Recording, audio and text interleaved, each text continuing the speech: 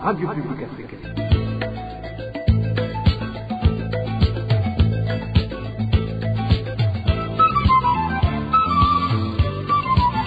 Radio Publique Africaine.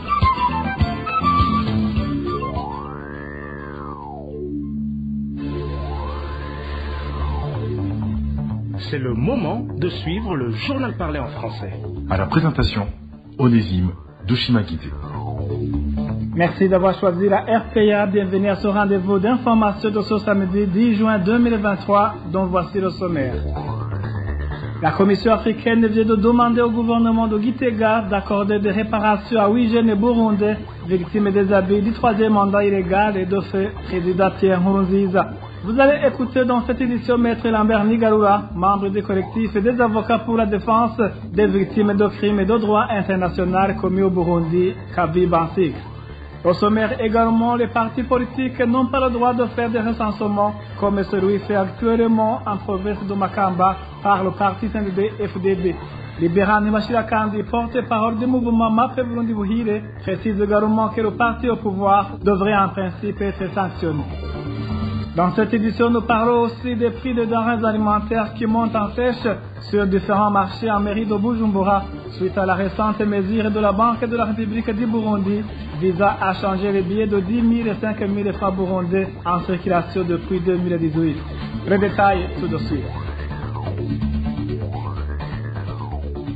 Ouvrons cette édition sur la page sécurité en nom de Thierry Bizimana de la colline Nyamiyaga en commune Rusaka de la province Mwaro a été tué jeudi dernier.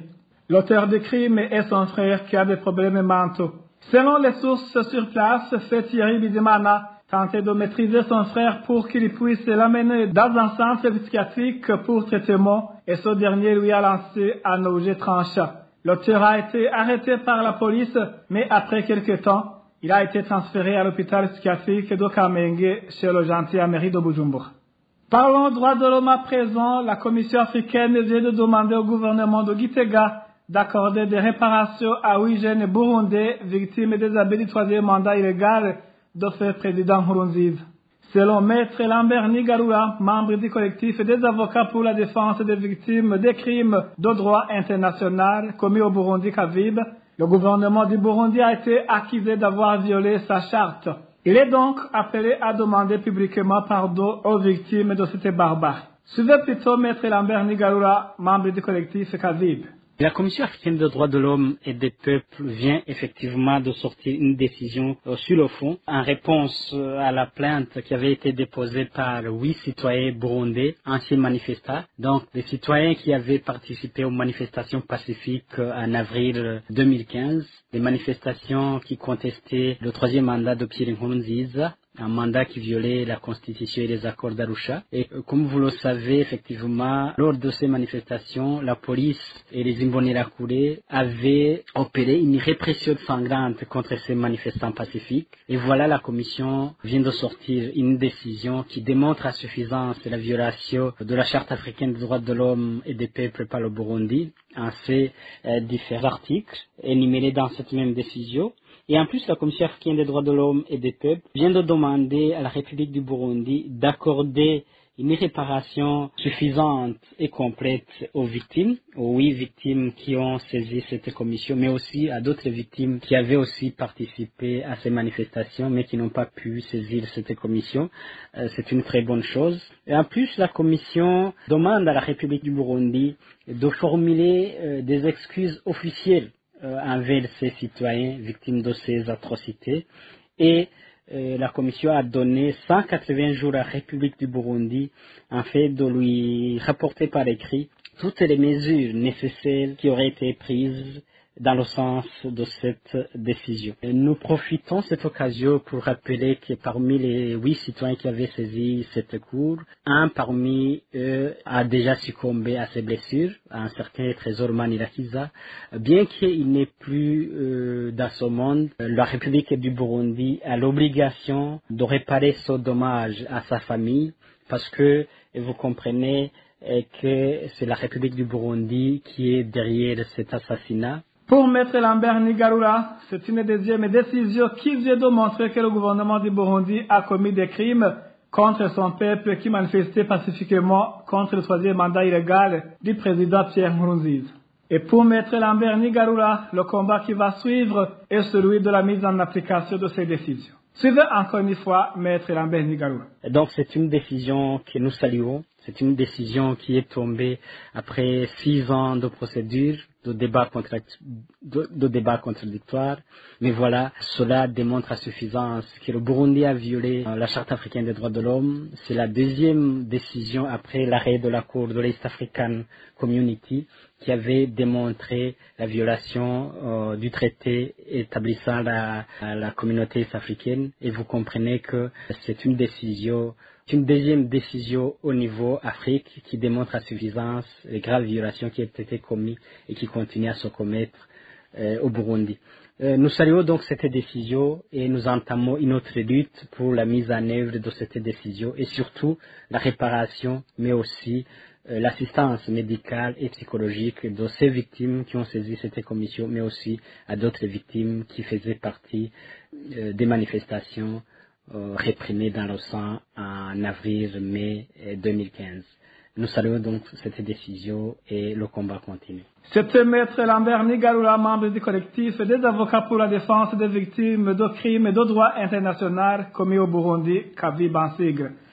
Parlons politique à présent. Les partis politiques n'ont pas le droit de faire des recensements comme celui fait actuellement en province de Makamba par le parti CNDD-FDD. Cela ressort de l'analyse du mouvement MAP Burundi Buhire, dans laquelle il précise également que le parti au pouvoir devrait en principe être sanctionné.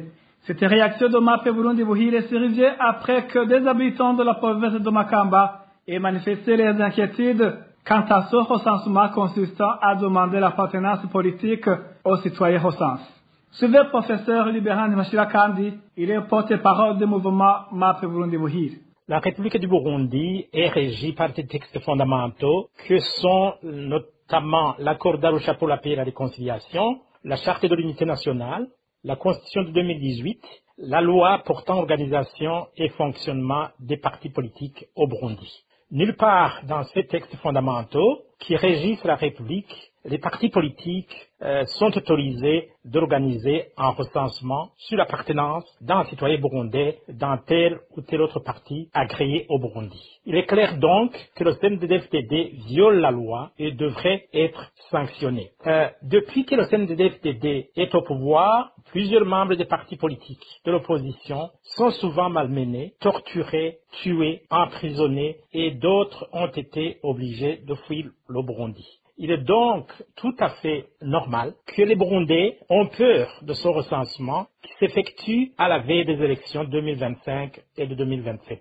Ce recensement a pour finalité de faire adhérer au CNDD-FDD tous les citoyens burundais par la force ou par intimidation. Le CNDD-FDD n'a plus de membres qui adhèrent par conviction. L'aigle a perdu ses 2 plumes suite à la gestion chaotique du pays, caractérisée notamment par l'injustice, par la pauvreté et la misère qui frappent la majorité des familles burundaises, les crimes abominables, les violations massives des droits de l'homme, la violation des femmes et filles, les Imbonerakure qui intimident et rançonnent la population. Ce recensement prouve à suffisance que le parti CNDD-FDD n'a plus beaucoup de membres, convaincus par les idéaux de ce parti. Quelques membres s'accrochent pour leurs propres intérêts. La majorité sont supposés être membres par peur pour leur propre sécurité physique. Le mouvement MAP Burundi Buhire ajoute aussi que le Burundi est loin de se développer tant que la démocratie est menacée. D'où il demande l'action du président de la République pour permettre qu'une véritable démocratie s'installe. Le mouvement d'action patriotique MAP Burundi Buhire ne cesse de rappeler qu'il n'y aura jamais de développement du Burundi sans démocratie véritable, en acte, pas seulement en parole. Une véritable démocratie reste le préalable à tout développement économique intégral et durable.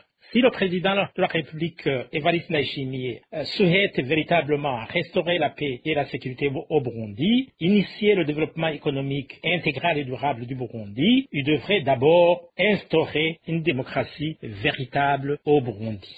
Et, en conséquence, suspendre dans l'immédiat ce recensement fantoche et illégal. il devrait aussi avoir le courage de suspendre toutes les mesures prises par son ministre trop zélé de l'Intérieur, du développement communautaire et de la sécurité publique et autoriser tous les partis politiques d'exercer leurs droits et réaliser leurs activités conformément à l'accord d'Arusha pour la paix et la réconciliation, à la charte de l'unité nationale, à la constitution de 2018 et la loi sur l'organisation et le fonctionnement des partis politiques au Burundi. Enfin, le mouvement d'action patriotique Mapurundi Buhire ne cesse de rappeler, comme le dit si bien en Kirundi, tous les partis politiques burundais, en particulier ceux qui se disent de l'opposition, devraient se mettre ensemble et former un vaste rassemblement pour dénoncer et lutter avec énergie toutes ces dérives autoritaires du parti État CNDD-FDD. C'était professeur Libahan Hiwashira Kandi, porte-parole du mouvement MAP Burundi Buhire. Après une petite transition, nous parlons économie.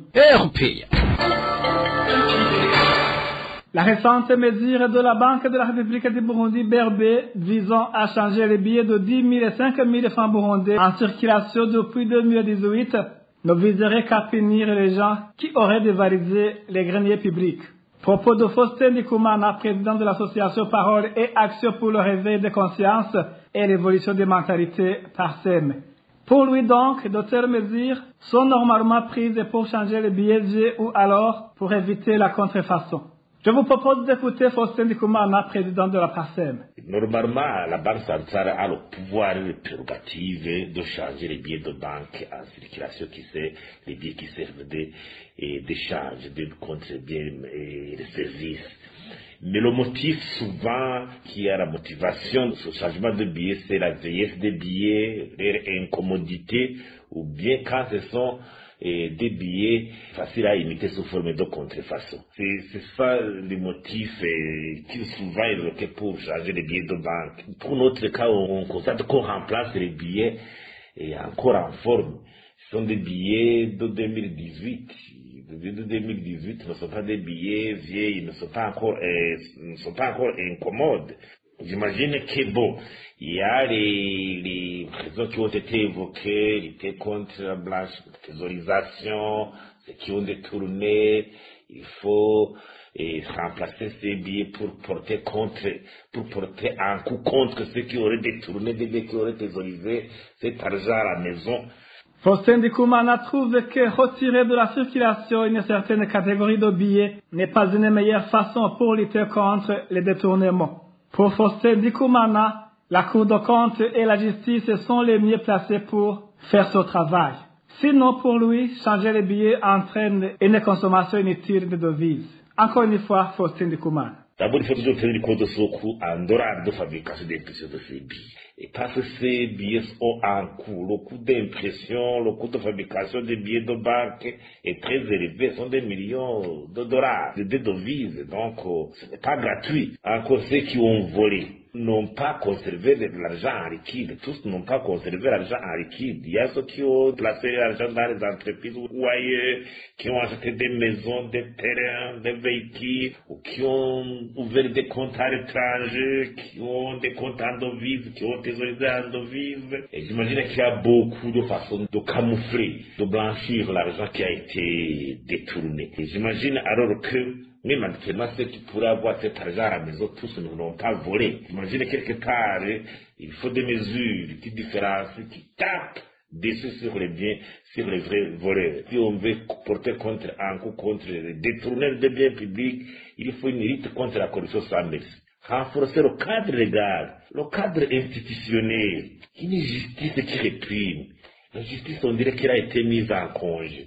Une sensibilisation à outrance, une prévention avec application de la loi, la déclaration des biens, les conflits d'intérêts. Quand le cadre légal n'est plus fort, quand le cadre institutionnel n'est plus fort, quand la justice n'a pas suffisamment de force pour frapper fort contre les corrupteurs, les corrompus, les des biens publics, la situation devient compliquée. Et on ne pourrait pas dire que celui qui a volé, qui a c'était une maison, un terrain ou quoi, continuera à se la couler douce parce qu'il n'a pas pu conserver ça en billet de banque. Encore plus, il y en a aussi qui pourraient échanger cet argent dans ces 10 jours.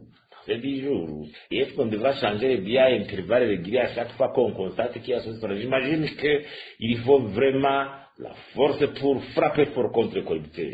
Entre-temps, les prix des denrées alimentaires montent en flèche sur différents marchés de la commune Nahangwa à mairie de Bujumbura. Cette hausse se fait remarquer après la mesure du ministre de l'Intérieur, du Développement communautaire de la Société publique d'interdire tout achat en gros de denrées alimentaires dans le but de les revendre dans cette période de 10 jours qui a été donnée par la BRB pour changer les anciens billets de 5 et 10 000 francs burundais. Le détail avec Elvis Nyomungere. Les prix qui ont monté sur le marché de la commune Nahangwa sont par exemple des denrées telles que le riz et les haricots. Cet habitat qui s'est entretenu avec la RPA nous indique à quel prix elle est monté. En fait, les haricots sont de différentes qualités. Avant la décision du ministre de l'Intérieur, par exemple, le prix du kilogramme de haricots jaunes, plus connu, est passé de 3 000 à 4 000 francs burundais. Le prix du kilogramme de haricots kirundo est passé de 2200 à 3 000 francs burundais. Il y a une sorte de haricots que nous appelons kinure. Le prix de ces derniers est passé à 2500 à 3500 francs burundais le kilogramme. Quant au riz, le prix du kilogramme qui était à 3300 s'achète aujourd'hui entre 3800 et 4000 francs burundais. Tout n'a cessé de monter.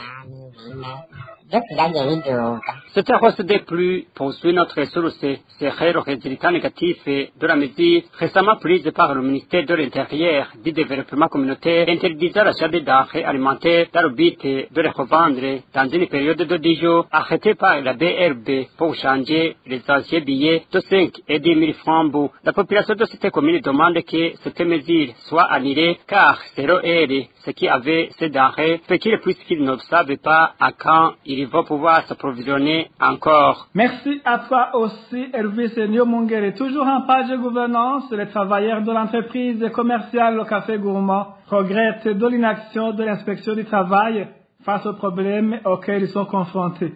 Ces employés indiquent qu'ils avaient saisi l'inspection du travail et cette dernière a effectué une descente qui n'a pas produit d'effet. Pourtant, selon ces travailleurs, il est clair que certaines clauses du code de travail sont violées par les responsables de l'entreprise. Le point avec Eric Nyonzima. En date du 24 septembre 2021, l'inspection du travail en zone Rohero a envoyé une correspondance à la direction de l'entreprise commerciale au Café Gourmand pour annoncer une visite d'inspection. L'inspection devrait, selon la correspondance, porter sur la santé, la sécurité au travail et la vérification des documents administratifs légaux. Une liste des documents à vérifier avait été notifié à la direction de l'entreprise Le Café Gourmand. L'on citerait entre autres les contrats de travail, les bordereaux de cotisation à l'INSS, le règlement du personnel, les bulletins de paie, l'horaire du travail et le conseil d'entreprise. La date de la visite était le 29 septembre 2021. La visite a bel et bien eu lieu, mais selon les employés de l'entreprise Le Café Gourmand, elle a apporté aucun fruit pour eux. La visite de l'inspection du travail chez le Café Gourmand a eu lieu, mais il n'a été d'aucune importance de les employés. Seulement, cette visite a renforcé les relations entre l'employeur et l'inspection. L'inspecteur a multiplié des visites à l'entreprise. Il vient souvent ici au point qu'on le prendrait même pour un des employés de l'entreprise, mais il n'a rien fait pour ce qui était de nos doléances. Parmi les grandes préoccupations des employés, il y a entre autres l'horaire de travail, la cotisation à l'INSS, les contrats de travail non respectés. Certaines, ces préoccupations étaient sur la liste de l'inspection du travail. L'inspecteur du travail en zone Rohero répond au nom de Donatien Manilakiza, joint par la rédaction de la RPA et n'a pas voulu s'exprimer. Merci à toi aussi, Eric Nyonzima. Le manque du matériel, des infrastructures et du personnel soignant sont entre autres les principaux problèmes qui minent le secteur de la santé au camp des réfugiés de Nyarugusu en Tanzanie. Cela a été soulevé par les réfugiés lors de la réunion tenue ce mercredi en présence des ambassadeurs de certains pays qui aident les réfugiés et certains représentants des organisations non gouvernementales qui assistent les réfugiés en Tanzanie. Cette rencontre a été organisée à l'intention des réfugiés pour s'enquérir de leurs problèmes. Le détail avec Dani Claire Yacoub. Au moment où les réfugiés du camp de Nyarugusu présentaient les problèmes qui les hantent, lors d'une rencontre tenue ce mercredi avec les ambassadeurs de certains pays qui aident les réfugiés et certains représentants des ONG qui assistent les réfugiés en Tanzanie, ils ont évoqué les problèmes qui emboîtent le secteur de la santé dans ce camp. Le représentant des réfugiés dans cette rencontre a indiqué que les établissements sanitaires connaissent un manque de matériel, des infrastructures et l'insuffisance du personnel soignant. Je voudrais vous dire que nous avons un grave problème de manque de matériel dans les centres de santé. Il y a également un nombre moins suffisant de soignants dans différents établissements sanitaires. Dans ce cas, vu un grand nombre de malades qui vont se faire soigner. Comme on a eu la chance de vous avoir devant nous, aidez-nous s'il vous plaît à avoir à notre hôpital pour arrêter les malades, car nous avons seulement des bâtiments d'hôpitaux, l'un pour la maternité et l'autre pour arrêter les malades.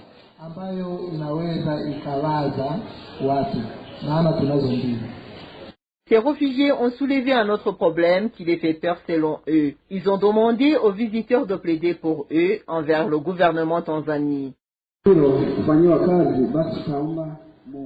Nos chers visiteurs, nous vous prions d'aller auprès des autorités de ce pays pour leur demander de ne pas nous refouler comme ça s'est passé pour nos compatriotes de l'ancien camp de réfugiés de Mutabira en 2012.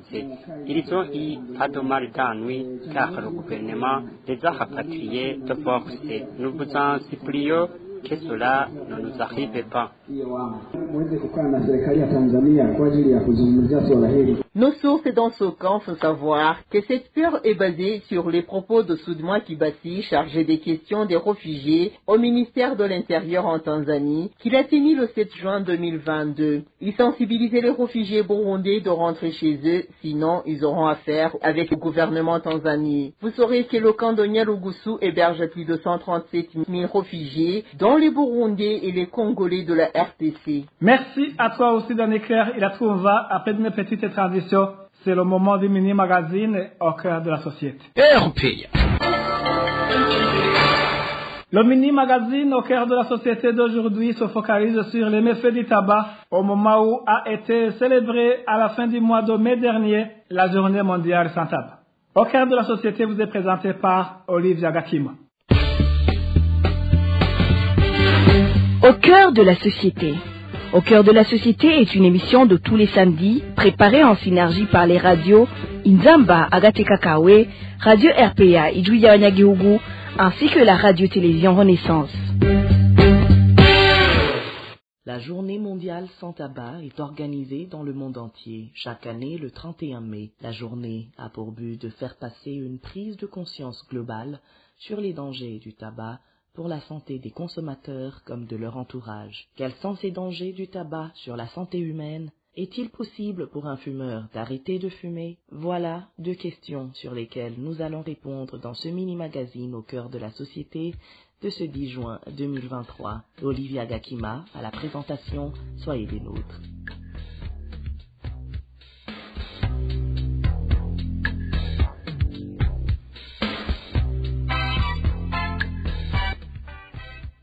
Cultivons des aliments, pas du tabac. Voilà le thème retenu pour la campagne de cette année au Burundi. Le ministère de la Santé publique et de la lutte contre le sida l'a annoncé dans une déclaration rendue publique à l'occasion de la célébration de la Journée mondiale sans tabac, édition 2023. Les détails sur le contenu de cette déclaration avec Émile Nibasumba, notre confrère de la RPA. La Journée mondiale sans tabac a été considérée par le gouvernement burundais comme une occasion de sensibiliser les producteurs, les commerçants et les consommateurs sur les méfaits du tabagisme selon son communiqué. Dans le communiqué, le ministère de la Santé publique indique que le tabac nuit à la santé des fumeurs et leur entourage. Il est à l'origine de plusieurs maladies, notamment le cancer des poumons, le cancer de la gorge, de la bouche, de la lèvre, du pancréas, des reins de la vessie et du cancer de l'utérus. Selon le ministère de la Santé publique, le tabac nuit aussi à l'environnement. Les impacts environnementaux se manifestent selon le ministère par l'utilisation excessive de l'eau, par la déforestation à grande échelle et par la contamination de l'air et de l'eau. Le gouvernement du Burundi appelle donc les Burundais à arrêter la culture, la commercialisation et la consommation du tabac pour une bonne santé et le développement durable.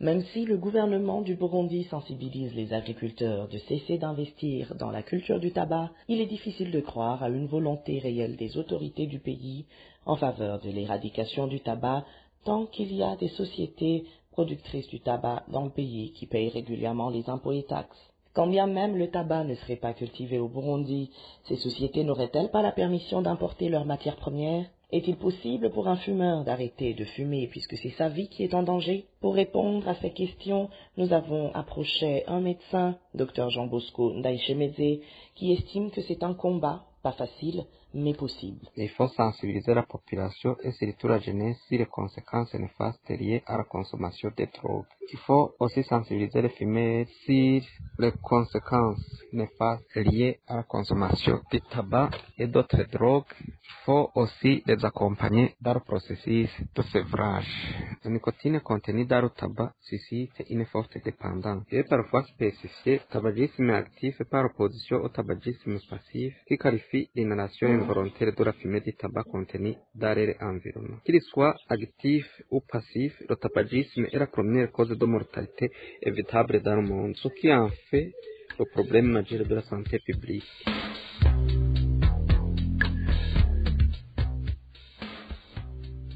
Selon des chiffres donnés par l'Organisation mondiale de la santé, OMS, le tabac tue 8 millions de personnes chaque année, dont environ 1,2 million de non-fumeurs qui décèdent des suites de l'exposition à la fumée de tabac. Vous venez d'entendre qu'en arrêtant de fumer, vous agissez pour améliorer votre qualité de vie et votre santé, ainsi que celle de votre entourage. Et voilà, c'est par ici que prend fin notre mini-magazine au cœur de la société d'aujourd'hui.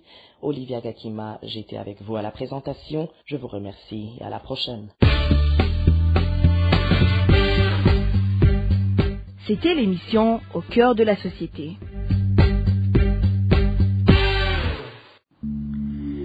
Merci à toi aussi, Olivia Gakima. Merci, mesdames et messieurs, d'avoir prêté oreille attentive.